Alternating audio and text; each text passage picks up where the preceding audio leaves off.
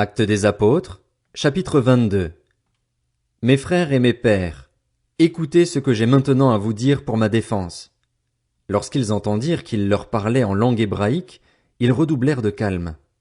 Paul dit alors, Je suis juif, né à Tars en Cilicie, mais j'ai été élevé à Jérusalem et formé au pied de Gamaliel dans la connaissance exacte de la loi héritée de nos ancêtres. J'étais plein de zèle pour Dieu, comme vous l'êtes tous aujourd'hui. J'ai combattu à mort cet enseignement, enchaînant et mettant en prison hommes et femmes. Le grand prêtre et tout le collège des anciens m'en sont témoins, puisque j'ai même reçu d'eux des lettres pour les frères de Damas, où je me suis rendu afin d'arrêter ceux qui s'y trouvaient et de les ramener à Jérusalem pour les faire punir. J'étais en chemin et j'approchais de Damas quand tout à coup, vers midi, une grande lumière venue du ciel a resplendi autour de moi. Je suis tombé par terre et j'ai entendu une voix qui me disait « Saul, Saul, pourquoi me persécutes-tu » J'ai répondu « Qui es-tu, Seigneur » Il m'a dit « Je suis Jésus de Nazareth, celui que tu persécutes. » Ceux qui étaient avec moi ont bien vu la lumière et ont été effrayés, mais ils n'ont pas compris celui qui me parlait. Alors j'ai dit « Que dois-je faire, Seigneur » Et le Seigneur m'a dit « Lève-toi, va à Damas et là on te dira tout ce que tu dois faire. » Comme je ne voyais plus à cause de l'éclat de cette lumière, ceux qui étaient avec moi m'ont pris par la main et je suis arrivé à Damas. Or un certain Ananias, un homme pieux, fidèle à la loi et estimé de tous les Juifs qui résidaient à Damas, est venu me trouver. Il m'a dit, « Saul, mon frère, retrouve la vue. » Au même instant, j'ai pu le voir. Il a ajouté, « Le Dieu de nos ancêtres t'a destiné à connaître sa volonté, à voir le juste et à entendre les paroles de sa bouche, car tu seras son témoin devant tous les hommes de ce que tu as vu et entendu. Et maintenant, pourquoi tarder? Lève-toi, sois baptisé et sois lavé de tes péchés en faisant appel au nom du Seigneur. » De retour à Jérusalem, comme je priais dans le temple, je suis tombé en extase et j'ai vu le Seigneur qui me disait « Dépêche-toi, sors rapidement de Jérusalem parce qu'ils n'accueilleront pas ton témoignage à mon sujet. » J'ai répondu « Seigneur, ils savent bien que j'allais de synagogue en synagogue pour faire mettre en prison et fouetter ceux qui croyaient en toi. De plus, lorsqu'on a versé le sang d'Étienne, ton témoin, j'étais moi-même présent, approuvant son exécution et gardant les vêtements de ceux qui le faisaient mourir. » Alors le Seigneur m'a dit, « Vas-y, car je t'enverrai au loin vers les non-juifs. » La foule l'avait écouté jusqu'à ces mots, mais ils se mirent alors à crier, « Fais disparaître de la terre un pareil homme! Il n'est pas digne de vivre! » Ils poussaient des cris, jetaient leurs vêtements et lançaient de la poussière en l'air. Le commandant ordonna de faire entrer Paul dans la forteresse et de procéder à son interrogatoire par le fouet afin de savoir pour quel motif il criait ainsi contre lui. Alors qu'il l'attachait avec des courroies, Paul dit à l'officier qui était présent, « Avez-vous le droit de fouetter un citoyen romain qui n'est pas même condamné ?» À ces mots, l'officier alla avertir le commandant en disant, « Attention à ce que tu vas faire, car cet homme est romain. » S'approchant de Paul, le commandant lui demanda, « Dis-moi, es-tu romain » ? « Oui, répondit-il.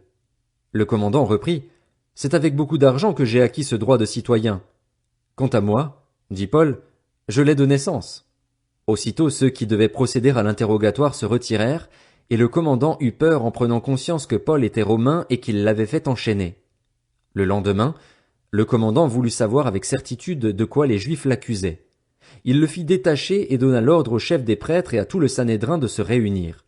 Puis il fit venir Paul et le plaça au milieu d'eux. Actes des Apôtres, chapitre 23. Les regards fixés sur le Sanhédrin, Paul dit, « Mes frères, c'est en toute bonne conscience que je me suis conduit devant Dieu jusqu'à aujourd'hui. » Le grand prêtre Ananias ordonna à ceux qui étaient près de lui de le frapper sur la bouche. Alors Paul lui dit, « C'est toi que Dieu va frapper, muraille blanchie. Tu sièges pour me juger conformément à la loi et tu violes la loi en ordonnant qu'on me frappe. » Ceux qui étaient près de lui dirent, « Tu insultes le grand prêtre de Dieu. » Paul répondit, « Frère, je ne savais pas que c'était le grand prêtre. En effet, il est écrit, « Tu ne parleras pas mal du chef de ton peuple. » Sachant qu'une partie de l'assemblée était composée de Sadducéens et l'autre de pharisiens, Paul s'écria dans le Sanhédrin, « Mes frères, je suis pharisien, fils de pharisien. C'est à cause de l'espérance de la résurrection des morts que je suis mis en jugement. » Quand il eut dit cela, un débat surgit entre les pharisiens et les sadducéens, et l'assemblée se divisa. En effet, les sadducéens disent qu'il n'y a ni résurrection, ni ange, ni esprit, tandis que les pharisiens affirment le contraire. Il y eut une grande clameur et les spécialistes de la loi, membres du parti des pharisiens, se levèrent. Ils s'engagèrent avec force dans le débat en disant « Nous ne trouvons rien de mal chez cet homme. Et si un esprit ou un ange lui avait parlé? Ne combattons pas contre Dieu. » Comme le débat devenait vif, le commandant eut peur que Paul ne soit mis en pièces par ses hommes, et il ordonna aux soldats de descendre pour l'enlever du milieu d'eux et le conduire à la forteresse. La nuit suivante, le Seigneur apparut à Paul et dit « Prends courage, Paul. De même que tu as rendu témoignage de ce qui me concerne à Jérusalem, il faut aussi que tu rendes témoignage à Rome. » Le jour venu, quelques Juifs formèrent un complot et s'engagèrent, sous peine de malédiction contre eux-mêmes, à ne rien manger ni boire tant qu'ils n'auraient pas tué Paul. Ceux qui formèrent cette conspiration étaient plus de 40. Ils allèrent trouver les chefs des prêtres et les anciens pour leur dire « Nous nous sommes engagés, sous peine de malédiction contre nous-mêmes, à ne rien manger avant d'avoir tué Paul. Vous donc, maintenant, adressez-vous avec le Sanhédrin au commandant romain pour qu'il l'amène demain devant vous, sous prétexte d'examiner son cas plus en détail. De notre côté, nous sommes prêts à le mettre à mort avant qu'il n'arrive ici. » Mais le fils de la sœur de Paul entendit parler du guet-apens et il alla dans la forteresse en informer Paul. Paul appela l'un des officiers romains et dit « Conduis ce jeune homme vers le commandant, car il a quelque chose à lui rapporter. » L'officier prit le jeune homme avec lui, le conduisit vers le commandant et dit « Le prisonnier Paul m'a appelé et m'a prié de t'amener ce jeune homme qui a quelque chose à te dire. » Le commandant prit le jeune homme par la main, se retira à l'écart et l'interrogea. « Qu'as-tu à m'annoncer » Il répondit « Les Juifs ont convenu de te demander d'amener Paul demain devant le Sanhédrin, sous prétexte d'enquêter plus en détail sur son cas. Ne te fie pas à eux, car plus de 40 d'entre eux lui dressent un guet-apens et se sont engagés, sous peine de malédiction contre eux-mêmes, à ne rien manger ni boire avant de l'avoir tué. Maintenant ils sont prêts et n'attendent que ton accord. » Le commandant renvoya le jeune homme après lui avoir recommandé « Ne dis à personne que tu m'as dévoilé cela. » Ensuite il appela 2 officiers et dit « Tenez prêt, dès 9 heures du soir, 200 soldats, 70 cavaliers et 200 archers pour aller jusqu'à Césarée. Préparez aussi des chevaux pour conduire Paul sain et sauf au gouverneur Félix. » Il écrivit la lettre suivante. « Claude Lysias au très excellent gouverneur Félix, salut. Cet homme dont les Juifs s'étaient emparés allait être tué par eux. Je suis alors intervenu avec des soldats et le leur ai arraché, car j'avais appris qu'il était romain. Voulant connaître le motif pour lequel ils l'accusaient, je l'ai amené devant leur tribunal. J'ai découvert qu'il était accusé au sujet de questions relatives à leur loi, mais qu'il n'avait commis aucune faute qui mérite la mort ou la prison. Puis, informé que les Juifs préparaient un complot contre lui, je te l'ai immédiatement envoyé en faisant savoir à ses accusateurs qu'ils devront porter plainte contre lui devant toi. Adieu. » Conformément à l'ordre qu'ils avaient reçu, les soldats prirent Paul et le conduisirent pendant la nuit jusqu'à Antipatrie. Le lendemain, ils laissèrent les cavaliers poursuivre la route avec lui et retournèrent à la forteresse.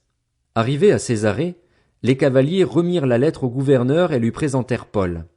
Après avoir lu la lettre, le gouverneur demanda de quelle province venait Paul. Apprenant qu'il était originaire de la Cilicie, il lui dit « Je t'entendrai quand tes accusateurs seront venus. » Puis il ordonna de le garder dans le prétoire d'Hérode. Actes des Apôtres, chapitre 24. 5 jours après, le grand prêtre Ananias descendit à Césarée avec des anciens et un avocat du nom de Tertulle. Ils portèrent plainte contre Paul devant le gouverneur. Paul fut convoqué et Tertulle se mit à l'accuser en disant « Grâce à toi, très excellent Félix, nous jouissons d'une paix profonde et cette nation a obtenu des réformes salutaires grâce à tes soins prévoyants. Partout et toujours, nous les accueillons avec une entière reconnaissance. Mais, pour ne pas te déranger davantage, je te prie, dans ta bienveillance, de nous écouter quelques instants. Nous avons découvert que cet homme est une peste. Il provoque des révoltes parmi tous les Juifs du monde. C'est un chef de la secte des Nazaréens, et il a même tenté de profaner le temple. Nous l'avons arrêté et nous avons voulu le juger d'après notre loi, mais le commandant Lysias est arrivé. Il l'a arraché de nos mains avec une grande violence et a donné l'ordre à ses accusateurs de venir devant toi. Tu pourras toi-même, en l'interrogeant, reconnaître le bien-fondé de toutes les accusations que nous portons contre lui. » Les Juifs appuyèrent ce réquisitoire en déclarant que c'était bien exact. Lorsque le gouverneur lui fit signe de parler, Paul répondit, Je sais que tu es juge de cette nation depuis de nombreuses années, et c'est avec confiance que je prends la parole pour défendre ma cause. Comme tu peux le vérifier, il n'y a pas plus de 12 jours que je suis monté à Jérusalem pour adorer Dieu. Ni dans le temple, ni dans les synagogues, ni dans la ville on ne m'a trouvé en train de discuter avec quelqu'un ou de provoquer un soulèvement de la foule. Ils ne peuvent pas prouver ce dont ils m'accusent maintenant.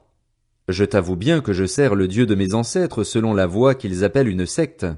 Je crois tout ce qui est écrit dans la loi et dans les prophètes, et j'ai en Dieu l'espérance, comme ils l'ont eux-mêmes, qu'il y aura une résurrection des justes et des injustes. C'est pourquoi je m'efforce d'avoir constamment une conscience sans reproche devant Dieu et devant les hommes. Après une absence de plusieurs années, je suis venu pour apporter des dons à ma nation et présenter des offrandes. C'est alors que quelques Juifs d'Asie m'ont trouvé dans le temple. J'avais accompli la cérémonie de purification et il n'y avait ni attroupement ni tumulte. C'était à eux de se présenter devant toi et de m'accuser, s'ils avaient quelque chose contre moi. Ou bien, que ceux qui sont ici déclarent de quel crime ils m'ont trouvé coupable lorsque j'ai comparu devant le Sanhédrin, à moins qu'il ne s'agisse uniquement de la parole que j'ai lancée au milieu d'eux. C'est à cause de la résurrection des morts que je suis aujourd'hui mis en jugement devant vous. Félix, qui était parfaitement au courant de ce qui concernait cet enseignement, les renvoya en disant, Quand le commandant Lysias sera venu, j'examinerai votre affaire. Il donna l'ordre à l'officier de garder Paul, tout en lui laissant une certaine liberté et de n'empêcher aucun de ses proches de lui rendre des services ou de venir le voir. Quelques jours plus tard, Félix vint avec sa femme Drusille, qui était juive, et il fit appeler Paul. Il l'écouta parler de la foi en Christ. Mais lorsque Paul discuta de la justice, de la maîtrise de soi et du jugement à venir, Félix fut effrayé et lui dit, Retire-toi pour le moment. Quand j'en trouverai l'occasion, je te rappellerai. Il espérait en même temps que Paul lui donnerait de l'argent pour qu'il le relâche. C'est pourquoi il le faisait venir assez souvent pour s'entretenir avec lui. 2 ans passèrent ainsi et Félix eut pour successeur Porcius Festus. Dans le désir de plaire aux Juifs, Félix laissa Paul en prison.